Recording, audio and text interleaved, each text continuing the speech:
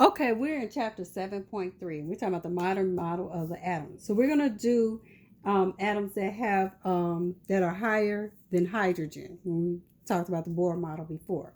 So remember we were talking about the Bohr model of the atom, whereas this is a nucleus, and we said they had energy levels around it. Okay, this first shell around the nucleus will be the first energy level. Okay, and then say this is a second energy level. Write that in. And then say you have the third energy level. And then we're going to stop at 4. So the fourth energy level. Okay. And remember, as the energy levels go out from the nucleus, they increase. So these are going to increase going out. Okay. And so we're going to put nucleus up here so y'all know that's the nucleus. So within these energy levels, there are sub-levels. Okay. And the sub-levels within here, we're going to put like you have sub-levels, and they will be they explain this on slide 47 if you want to look at it. But within these sub-levels, okay, you have the energy levels. Okay, within the energy levels, you have sub-levels. And in these sub-levels, you're going to have 4 different sub-levels.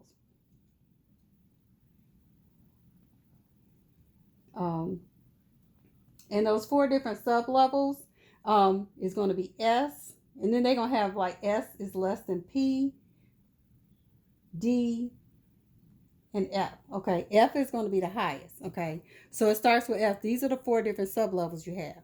And within the, you have, they only lie on so many places within the energy level. Like say, for instance, for the first energy level, you will only have S in there. So you'll have 1 S. Okay, and you put the 1 in front of that because whatever energy level you're in, you're going to put the number in front of the sub-level. So for n equal 1, you can only have an S sub-level. And the reason for that is that the sub-level holds the electrons. And so since this first energy level, it can only hold 2 electrons. So that's why why only 1 S will be there. Now, on the second energy level, you have to start it with a 2 since it's on the second energy level. You could have a S energy level and a P energy level. So you have 2S and 2P. Now, on the third energy level, you could have 3 sub levels, which you'll have 3S, 3P, and 3D. Okay? Now, on the last energy level, you have 4 sub levels that you can have. That'd be 4S, 4P, 4D, and then 4F. Okay. So, if you go on to the 5th energy level, you know, they're going to stop at F. It'll be 5S, 5P, 5D, 5F. You go on and go on. So, whatever your energy level is, your sub-levels that can be within that energy level, the number of that energy level will start with in front of the sub-level. Okay. So when you look at slide 47, they explain it. They don't use the Bohr's model like this, but they explain it using an arrow going up like this. Like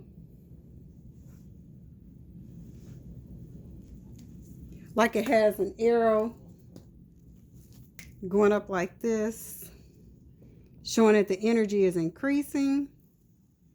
So this is supposed to be the energy. And it will show, it doesn't show the energy levels, but it just shows the sub-levels. And it just shows how the sub-levels go up. Like that first one will be, they have a 1S. You see how the energy goes up. And then the second one is 2S. They have a 2S like that. And then the third one is a 2P and a P they have going like this.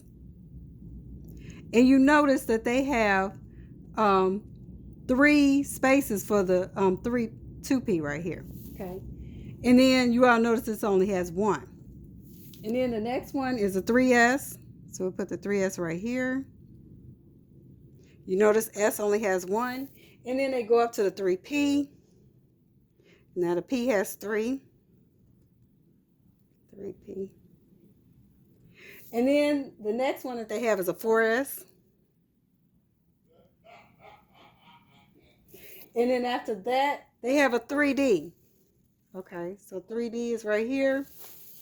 Let me see, I'm going to erase this right here.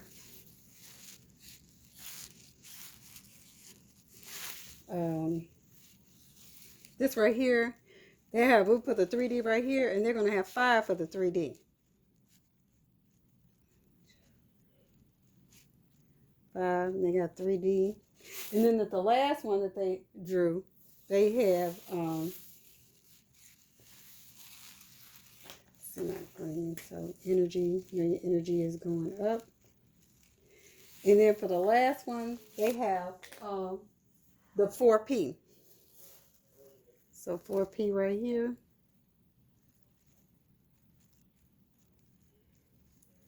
Okay, we'll put 4P.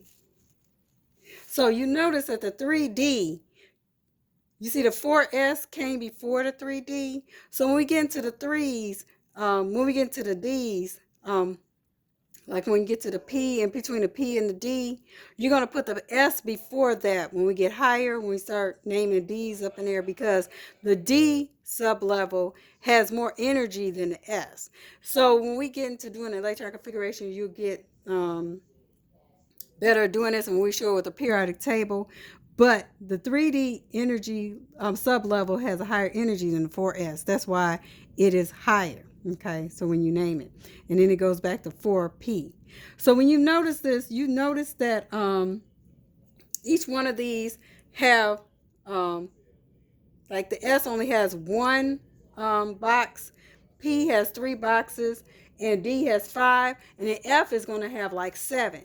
Now these represent orbitals, and these are the orbitals that the electrons like house in. Just think of this as electron houses. When they go into different sublevels, they go into their little room in the house. Just think like this is a house, and they take a place in one of the rooms in the house. Okay, so these right here are the orbitals. And so to explain, on the slide they tell you that S, it has 1 orbital.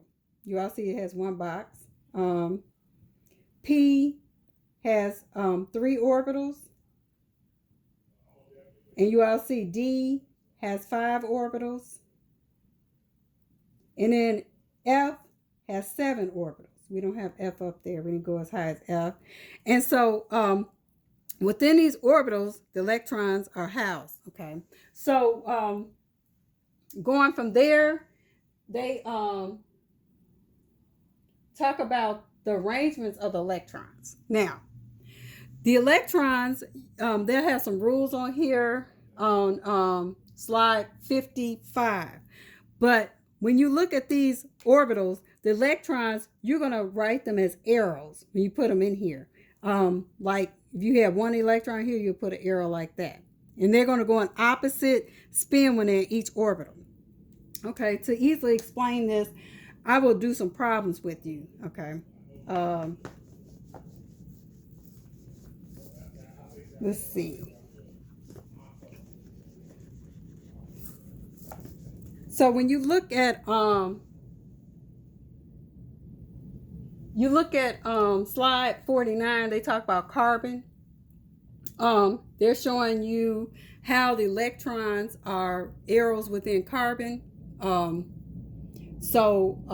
they show how they have opposite spins and stuff like that. But I'm gonna start with one where you start from the beginning, so it'll be easier to understand. So say for instance we have 55 gives you the rules. They tell you that electrons fill orbitals starting with the lowest energy orbital, and then a maximum of 2 electrons can occupy 1 orbital, and they must have opposite spins. And then Hund's rules say they have to be distributed in a way that the maximum amount equal the electrons given. So let's say I'm going to do a problem. See, we're going to start with, okay. Well, they start with carbon. So when you look at carbon, you see carbon has the when you look on your periodic table, you see carbon has 6 protons, so that means it has 6 electrons. Its atomic number is 6. So you're going to have 6 electrons for carbon. Okay. So if I ask you to write the electron configuration for carbon, the first thing that you would do, you will have 1s, 2s, and then you go 2p. Now you're going to fill it up until it hits 6. So in the s orbital, you got 2 electrons. In the p orbital, you got 6 electrons. In the d orbital, you could have 10 electrons. And in the f orbital, you got 14 electrons. Okay. So the thing that you can do, you could keep going until it equals 6. So right here you have 2 can go in that s orbital. So you got 4 more left over. You can put 2 in this one, and you have 2 more left over. So you can put 2 in that one, because the maximum you can have is 6 in that, and you stop right there. So this right here will be the electron configuration for carbon. So if I ask you to fill out the orbitals, you know 1s is going to have 1 orbital. 2s is going to just have 1 orbital. 2s will have 1 orbital. And then p is going to have 3 orbitals. So it'll be 2p. So since this has 1 orbital, the electron is going to have opposite spin. So it's going to go like this. This has 1 orbital, so the electron is going to have opposite spins like that. But when you get to the 2p orbital, it has 3. When you fill this in, the electrons do not like to share orbitals. So what they would do, they're going to first go upward. The arrow's going to go up at first. So they're going to spin. They go in opposite. The reason why they go up and down, because they spin in opposite directions. So right here, you're going to put 1 electron right here and 1 right here. They do not like to share, so they're going to fill in this and then go back and go to opposite spin. So this will be the answer for carbon, to write the electron configuration. Now, when you go to slide 58, they show you, like they go down the row and show you how to do it. Because, like they start off with hydrogen. Hydrogen is 1 electron, whereas hydrogen will be 1s1. Okay, and your orbital will be just 1 going up like that. Okay, and then they do nitrogen for you.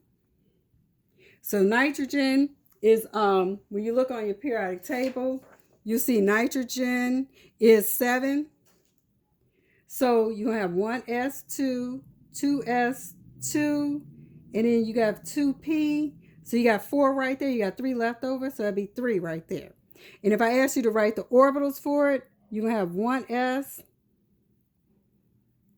2s, and then 2p. Okay. Now, to put the electrons in there, 1s, that orbital will fill up. 2s, that orbital will fill up. When you get to p, you only have 3. They don't like to share, so you say 1, 2, 3, and stop. Okay. Let's see.